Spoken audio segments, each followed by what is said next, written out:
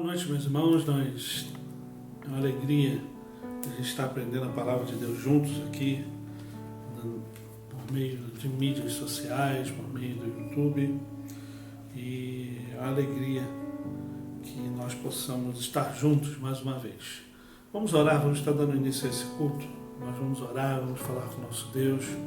Hoje nós vamos estar estudando sobre um profeta do Antigo Testamento. E nós vamos estar orando, falando com Deus nessa hora.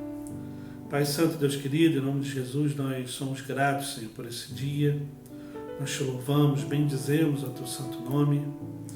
Nós queremos ser gratos a Ti, porque o Senhor nos deste o privilégio, Pai, de poder participar, ó Pai, mesmo distante, participar do Teu louvor, de adorar o Teu santo nome e aprender mais da Tua santa palavra. Permaneça conosco, Pai, no nome santo de Jesus que nós oramos. Amém, Senhor. Amém, Pai. Queridos, vamos cantar louvores ao nosso Deus nessa hora, mas desde já você já deixa a sua Bíblia aberta no livro do profeta Jonas. Jonas, nós vamos ler o primeiro capítulo aqui e a gente vai fazer uma introdução sobre esse livro, sobre o profeta Jonas, para depois a gente estar dando sequência como a gente tem feito durante esse período. Jonas capítulo 1, nós vamos ler. Mas antes nós vamos cantar louvores ao nosso Deus nessa hora. Vamos estar louvando ao nosso Deus.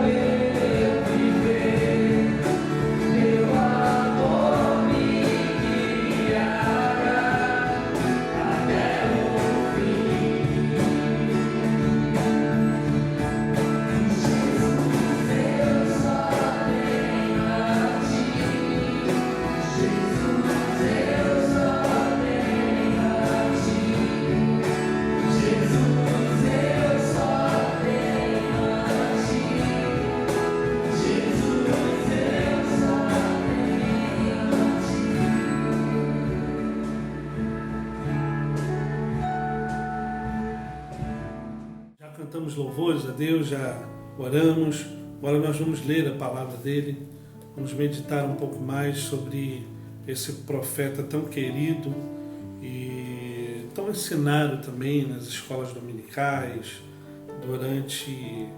talvez seja uma das primeiras histórias que toda criança aprende, é sobre o profeta Jonas.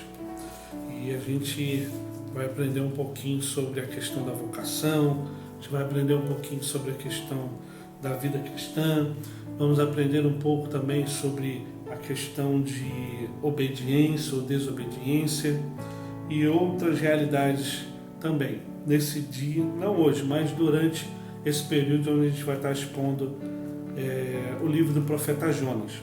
Mas vamos ler a palavra de Deus então, Jonas capítulo 1, nós vamos ler esse capítulo todo. Vamos fazer essa leitura devagar. Nas outras quartas-feiras a gente vai estar separando aqui os parágrafos e tudo mais, porque a gente está meditando na palavra de Deus e aprendendo um pouco mais com o profeta Jonas e com o nosso Deus. Diz assim então a palavra de Deus, Jonas capítulo 1. Veio a palavra do Senhor a Jonas, filho de Amitai, dizendo: Dispõe-te, vai à grande cidade de Nínive e clama contra ela, porque a sua malícia subiu até mim. Jonas se dispôs, mas para fugir da presença do Senhor, para Tarsis. E, tendo descido a Jope, achou um navio que ia para Tarsis. Pagou, pois, a sua passagem e embarcou nele para ir com eles para Tarsis, para longe da presença do Senhor. Mas o Senhor lançou sobre o mar um forte vento e fez-se o mar uma grande tempestade, e o navio estava a ponto de despedaçar. Então os marinheiros, cheios de medo, clamavam, cada um ao seu Deus, e lançavam ao mar a carga que estava no navio, para o aliviarem do peso dela. Jonas, porém, havia descido ao porão e se deitado, e dormia profundamente.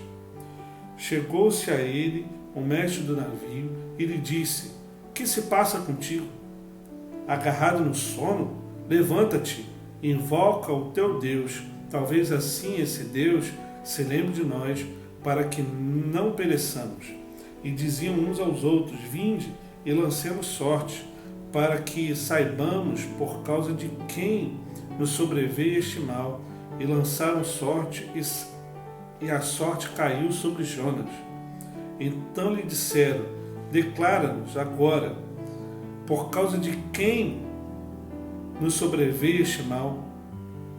Que ocupação é tua? De onde vens? Qual a tua terra? E de que povo tu és? Ele respondeu: Sou hebreu, e temam o Senhor, o Deus do céu, que fez o mar e a terra. Então os homens ficaram possuídos de grande temor e lhe disseram: que é isto que fizeste? Pois sabiam os homens que ele fugira à presença do Senhor, porque lhe havia declarado. Disseram-lhe: que te faremos para que o mar se nos acalme? Porque o mar se ia tornando cada vez mais tempestuoso. Respondeu-lhes: tomai-me e lançai-me ao mar, e o mar se aquietará, porque eu sei que por minha causa vos sobreveio esta grande tempestade. Entretanto, os homens remavam, esforçando-se para alcançar a terra, mas não podiam, porquanto o mar se ia tornando cada vez mais tempestuoso contra eles. Então clamaram ao Senhor e disseram: Senhor, rogamos-te que não pereçamos por causa da vida deste homem, e não faças cair sobre nós este sangue, quanto a nós inocente, porque tu, Senhor, fizeste como te aprouve. E levantaram a Jonas e o lançaram ao mar, e cessou o mar a sua fúria.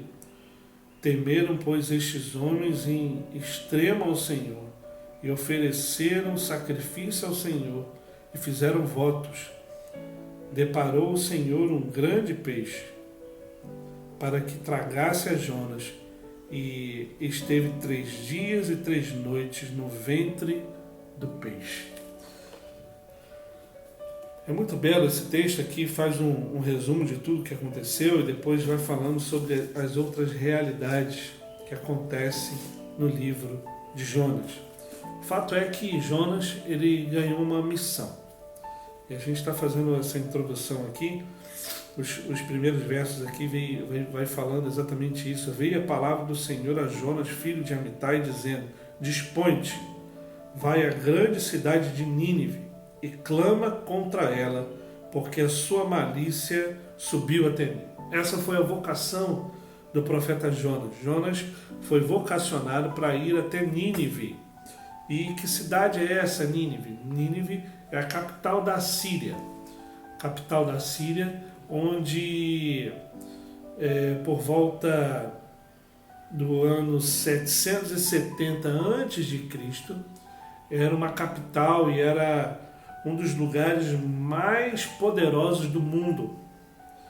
E é interessante que Israel, que era dominado pela Síria, existem 2 locais, a Síria, começando com a Síria, e outro local que se chama Síria.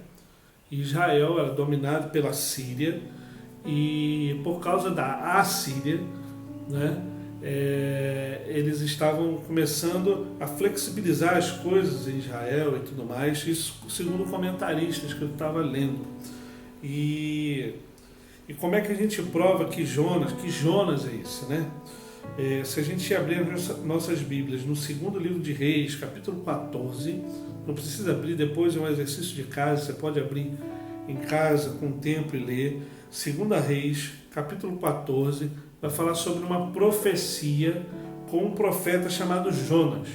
Então os estudiosos, eles linkam esses 2 Jonas, relacionando que são as mesmas pessoas. É a mesma história que está se passando. Então, por isso que eles chegaram a esse consenso da data de cerca de 770 a.C. Nínive, então, é a capital da Assíria. A Síria, que é um dos maiores, ou a maior potência deste ano, nesta época, e era um país, era uma nação, melhor dizendo, a capital dessa nação, e a nação era uma nação que era pecadora. O texto aqui é claro, né? Vai dizer que dispõe-te, vai à grande cidade de Nínive, é uma grande cidade, a capital talvez do mundo da época, vamos dizer assim, e clama contra ela porque a sua malícia, a sua maldade, o seu pecado subiu até mim, disse Jesus Cristo. Disse Deus, no caso, para Jonas. Então, queridos, quando a gente pensa na cidade de Nínive, a gente pensa numa cidade grande, uma cidade poderosa, uma cidade que tinha das suas malícias, e diversas malícias com relação a pecado, com relação à adoração de outros deuses e uma série de coisas. Mas quais são os propósitos, então, desse livro, do livro do profeta Jeremias? Eu lendo em alguns comentários, eu separei aqui sobre tópicos, né? São cerca de 4 tópicos dos propósitos, né? O primeiro propósito aqui, o livro fala sobre salvação. O segundo, o livro fala sobre Deus. O terceiro, o livro fala sobre Jonas. Quarto, o livro fala sobre os pagãos. Então, o que esse livro fala sobre salvação, então? O que a leitura desse livro vai nos ensinar sobre a salvação? Em primeiro lugar, a salvação é uma dádiva oferecida a todos os povos. É interessante que Nínive, como eu falei, é a capital da Assíria. E essa capital era pagã. Esse povo era pagão, não era o povo judeu, não era o povo de Israel, era o povo pagão. Mas aqui então a gente vê, no decorrer do livro de Jonas, que Deus não é um Deus, a gente vai ver isso mais para frente, que é somente Deus do povo de Israel ou Deus dos judeus, mas Ele é Deus sobre todas as nações da face da terra. Por isso que Ele envia o profeta dele para falar com o povo de Nínive, para que eles fossem alertados dos seus pecados. Então a salvação é uma dádiva oferecida a todos os povos. Todo povo que escutar a voz de Cristo pode ser salvo pelo Espírito Santo, mediante a ação de Jesus Cristo, o nosso Senhor e Salvador. Então a primeira realidade quando fala sobre a salvação. A segunda realidade sobre a salvação, que a salvação é uma dádiva de Deus recebida pela fé e não obtida pelas obras. Aqui é a prova clara, mais uma vez, disso. A fé vem pelo ouvir e ouvir a palavra de Deus. E quando a gente estudar mais para frente sobre o profeta Jonas, sobre esse livro tão maravilhoso, a gente vai perceber que esse povo era um povo pecador. Entendeu? Não existia, era um povo pagão, não existia a sombra nem resquício de adoração ao Deus vivo e verdadeiro, o nosso Deus. E mesmo assim, eles sendo pecadores, Deus vai lá e salva a cidade inteira. Então a salvação não é uma obra que nós merecemos ou que é obtida pelas obras, porque as obras desses homens eram mais. Mas a salvação é uma dádiva vinda de Deus. É uma obra que o Espírito Santo de Deus aplica no nosso coração, nos dando fé, uma fé verdadeira. Então, sobre salvação, são esses 2 pontos. O primeiro, a salvação é uma dádiva oferecida a todos os povos. Segundo, essa salvação ela é recebida pela graça, é uma dádiva recebida pela graça, pela fé, e não é obtida pelas nossas obras. Ou seja, nós não conseguimos fazer absolutamente nada para ser salvo, segundo essa profecia de Jonas, segundo a palavra do nosso Deus. Então, sobre salvação são esses 2 pontos. Sobre Deus se fala muita coisa no livro de Jonas. Sobre Deus eu anotei aqui pelo menos 8 coisas que se fala do livro de Jonas. Sobre Deus. Primeiro, Deus é santo e não pode tolerar o mal. Aqui os primeiros versos já falam, né? Que a sua malícia subiu até mim.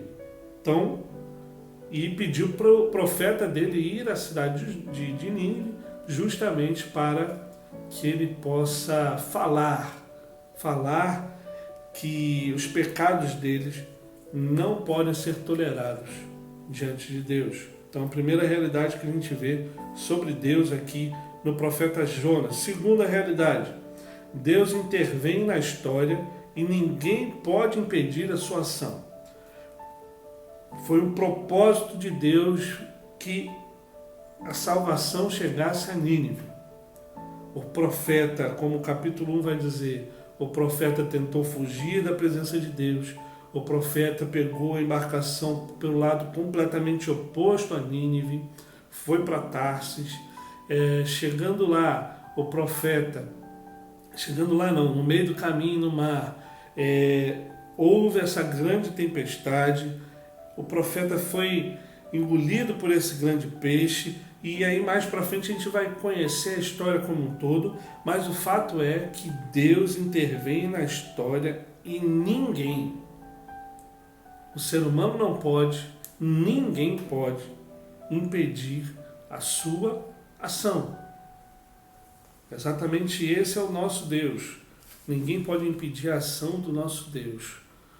Quando Ele decreta, quando Ele deseja algo, certamente aquilo vai acontecer, conforme a vontade dEle, da maneira dEle e não da nossa maneira. Uma terceira realidade que a gente aprende sobre Deus. Deus é misericordioso e salva até mesmo os nossos inimigos. Ora, a Síria era inimiga do povo de Deus, mas aprova o Senhor, pela sua misericórdia, derramar salvação para Nínive. E louvado seja Deus por isso. Então, o nosso Deus é um Deus misericordioso que salva até mesmo os nossos inimigos. O inimigo do povo de Deus foi salvo por Deus. Uma quarta realidade sobre Deus, que a gente aprende no livro de Jonas. Deus conduz os seus planos e nenhum deles pode ser frustrado. Deus conduz os seus planos e nenhum dos planos de Deus pode ser frustrado. Como eu já falei, Deus projetou e planejou que a cidade de Nínive ia ser salva por completo através da mensagem do profeta Jonas. E foi exatamente isso que aconteceu, conforme a vontade de Deus. Vamos seguir aqui um sexto ponto, falando sobre Deus no livro de Jonas. Deus é fiel e a sua fidelidade é maior que a infidelidade do homem. Ou seja, os homens aqui eram infiéis. Olha, interessante que o texto que a gente leu vai falar sobre pessoas que estavam rogando a vários outros deuses. Vários outros deuses. E interessante ainda que esses homens que rogavam a vários outros deuses começaram a adorar o Deus verdadeiro, a orar e falar com o Deus verdadeiro. Ou seja, aquelas pessoas que eram infiéis, no final do capítulo 1, eles se tornaram fiéis a Deus. É isso que ele está falando. Deus é fiel e a sua fidelidade é maior que a infidelidade do homem. Jonas quis fugir de Deus. Aquele povo que ele ia pregar em Nínive era um povo pecador, que estava distante de Deus, mas mesmo eles sendo infiéis, tanto Jonas quanto o povo, e quanto as pessoas daquele barco, Deus ainda é fiel. É interessante aqui essa questão do fiel, porque muitas vezes as pessoas acham que Deus é fiel a nós. Não, Deus é fiel a mim. Não. Deus é fiel à sua própria palavra. O que isso significa?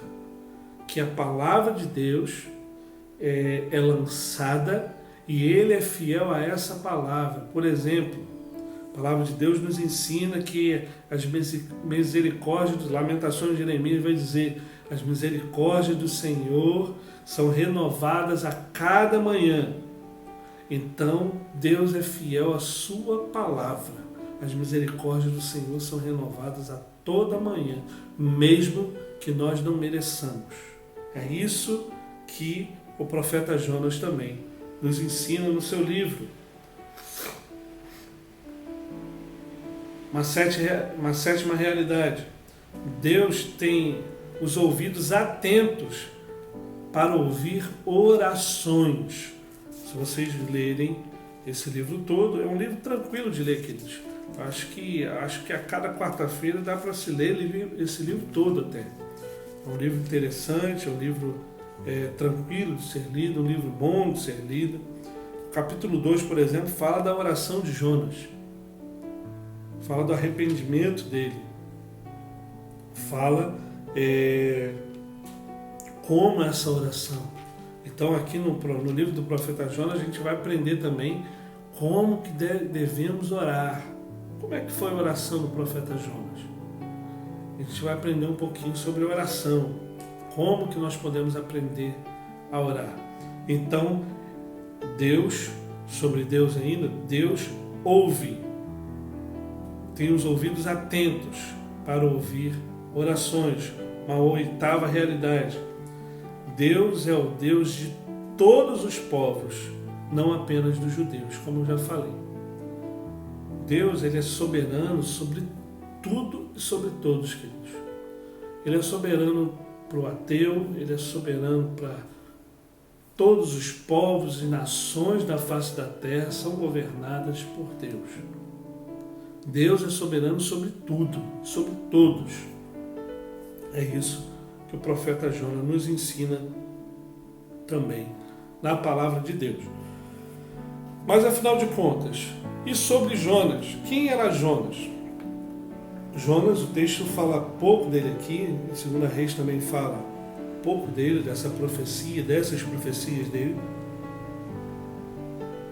Perdão, mas o fato é que Jonas era uma pessoa que ele tem uma teologia boa. Ele tem uma teologia muito boa. Ele acredita, ele confia em Deus. Se a gente ler todos os capítulos, a gente vai perceber isso. Ele acredita que Deus é soberano, ele acredita que Deus é o Senhor. Ele sabia, por exemplo, aqui no primeiro capítulo, o que ele tinha feito e como seria a solução de tudo isso, porque ele sabia quem é Deus, ele sabia de fato isso tudo, só que a prática da vida dele era errada. Então ele tinha um bom intelecto de quem é Deus, mas ele tentou viver de forma errada. Ele tinha ortodoxia, ou seja, ele tinha o conhecimento teórico, estudado, aprofundado até de quem é Deus. Tanto é que Deus falou diretamente a ele. Mas a sua conduta de vida era herege, era contrária ao que ele sabia e pensava. É aquela velha questão de eu sei o certo é o certo, só que eu vou fazer o errado. Assim era o profeta Jonas. Uma outra realidade sobre Jonas. Jonas faz a obra de Deus, mas com a motivação errada. No livro do profeta Jonas a gente vai ver que ele foi resgatado, ele foi regurgitado na praia de Nínive, e chegando a Nínive ele fala a mensagem, mas ele obedece, ele faz a obra de Deus, mas ele faz com a motivação errada. Ele não queria que ninguém se salvasse em Nínive. Ele queria que todos fossem condenados. A motivação dele estava errada. Ele fazia até a coisa certa, mas a motivação dele estava errada. Então Jonas, ele era um profeta de Deus, conhecia muito a Deus, só que a prática de vida dele era divorciada do seu intelecto, do seu entendimento, certo? Por isso que Jonas fazia a coisa certa, fez a coisa certa no final de tudo, apesar de ter começado errado, fez a coisa certa depois, mas ele fez essa coisa certa, até esse certo que ele fez foi por motivos errados. A terceira realidade sobre o profeta Jonas, e talvez a gente a igreja do Senhor possa se identificar muito nesse livro de Jonas. Uma terceira característica do profeta Jonas é que Jonas quer receber bênção. Ele quer ser abençoado, mas ele não quer dar bênçãos. Ou seja, ele quer desfrutar de todas as benesses, de tudo aquilo que Deus pode dar, só que ele mesmo não quer oferecer absolutamente nada para ninguém. Muito menos a proclamação do Evangelho de Jesus Cristo. E não é isso que a palavra de Deus nos ensina. Não é isso que o próprio livro de Jonas nos ensina. Uma quarta realidade sobre Jonas, nessa introdução. Jonas prefere morrer a se arrepender. Meu pai chamava uma pessoa que não dava o braço a torcer de queixo duro. Queixo duro é aquele que não dá o braço a torcer. Aí ele fala assim: menino, larga de ser queixo duro. Jonas era mais ou menos assim. Eu prefiro morrer, mas eu não me arrependo não. Estou fora. Eu nasci assim, eu vivi assim, vou morrer assim. Jonas era essa pessoa. E sobre os pagãos, melhor dizendo, sobre os pagãos, a gente pode aprender no livro de Jonas que os pagãos, é interessante isso, é uma característica de muitas religiões. Eles oravam aos seus deuses, o capítulo 1 vai dizer aqui, com afinco, com vontade. E o profeta de Deus estava dormindo.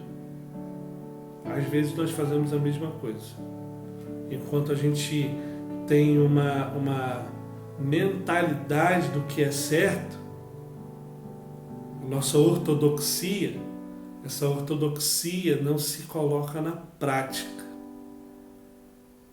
Às vezes os pagãos aqui, conforme o livro de Jonas, eles não conhecem a Deus, mas praticam muito mais as coisas que nós deveríamos praticar, porque nós conhecemos o verdadeiro Deus e Senhor sobre todas as coisas. A gente vai aprender um pouco sobre essa questão também. Uma segunda realidade sobre os pagãos. Sobre os pagãos. Os pagãos temem a Deus e se convertem. Jonas teme a Deus e se rebela. Os pagãos temem a Deus, que nem esses homens aqui, e se convertem. Começam a orar ao Deus verdadeiro e vivo. Jonas não, escuta a voz de Deus e vamos embora. Eu vou fugir de Deus. Fugir da presença dele. E às vezes o cristão hoje ainda faz isso. Os pagãos demonstram mais amor do que Jonas, profeta de Deus. Aqueles homens estavam demonstrando amor com relação a Jonas, com medo de lançá-lo fora do barco pela vida de Jonas. E Jonas estava vendo tudo isso acontecer e estava dormindo mesmo. São um pouquinho das coisas que a gente vai começar a aprender com o livro do profeta Jonas. Então, queridos, que você possa meditar, que você possa ler esses capítulos, que você possa meditar nesses capítulos, que você possa fazer as suas anotações, que você possa, desde já, começar a ler esse livro tão precioso que nos ensina tantas coisas. Diante da palavra de Deus, justamente para as nossas igrejas hoje, é importante a gente aprender um pouco mais sobre o profeta Jonas, e a gente vai estar dando início a essa jornada, né, com Jonas durante esse mês. Que Deus esteja abençoando a sua vida, a sua família. Bom, querido, nós vamos orar. Vamos colocar a nossa vida diante de Deus e vamos estar colocando a palavra dele no nosso coração. Tem esse propósito de estar sempre conosco aqui, justamente para aprender um pouco mais sobre o que a Escritura tem para os nossos dias. A gente vai estar estudando de forma expositiva e consecutiva todo o livro de Jonas, para que Deus possa nos abençoar, para a honra e glória do nosso Deus. Vamos orar, vamos falar com Deus mais uma vez. Pai Santo, Deus de amor, em nome do Teu Filho Jesus Cristo, nós colocamos as nossas vidas diante da Tua mão, do Teu poder, e nós somos gratos, Senhor, pelo privilégio de poder ter a Tua palavra diante dos nossos olhos. Em tantos lugares no mundo, cristãos são perseguidos, cristãos são até mortos, ó Pai, por causa do Teu Evangelho. Não podem ter a Tua palavra em suas mãos, às vezes trechos da Tua palavra. E nós temos esse livro tão precioso, a Tua Santa Palavra. E muitas vezes nós não dedicamos tempo para ler, para meditar e para estudar, ó Pai. Pai eterno, em nome do Teu Filho Jesus Cristo, que esse tempo de meditar e aprender um pouco mais do livro de Jonas, aprender um pouco mais do Senhor, seja proveitoso à Tua igreja. Em nome do Teu Filho Jesus Cristo nós oramos. Amém, Senhor. Amém, Pai. Meus irmãos, Deus abençoe a vida de cada um, que vocês possam fazer isso. Pegue o livro de Jonas, leia, releia. A gente tem uma semana aí para poder ler e reler o livro de Jonas. São apenas 4 capítulos, uma leitura muito agradável, muito boa, e você vai gostar. E vamos estar nessa viagem aí para Nínive com o nosso profeta Jonas. Que Deus esteja abençoando a sua vida, a sua família. No domingo, 9 horas da manhã, nós temos um encontro marcado na nossa escola bíblica dominical, onde nós estamos estudando com a revista Ídolos do Coração. Se você ainda não pegou a sua revista, tem lá na igreja a revista para todos. Nós estamos estudando Ídolos do Coração. Releia as lições, participe com a sua família. É um tempo muito precioso de crescimento para a honra e glória do nosso Deus. E no domingo à noite, às 19 horas, nós temos um encontro marcado também, presencialmente e online, no nosso culto de louvor e adoração ao nosso Deus, onde nós estamos meditando sobre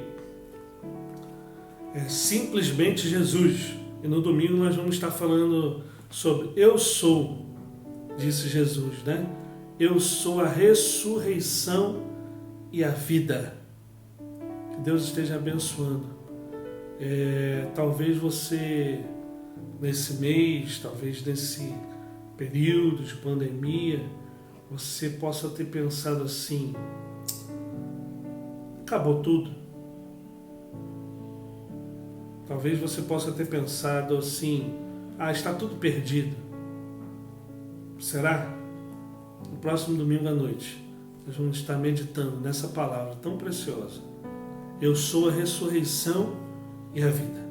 Deus abençoe o seu dia, a sua noite, a sua semana, o restante da semana. E Deus abençoe a sua família. Um forte abraço. Deus abençoe a todos.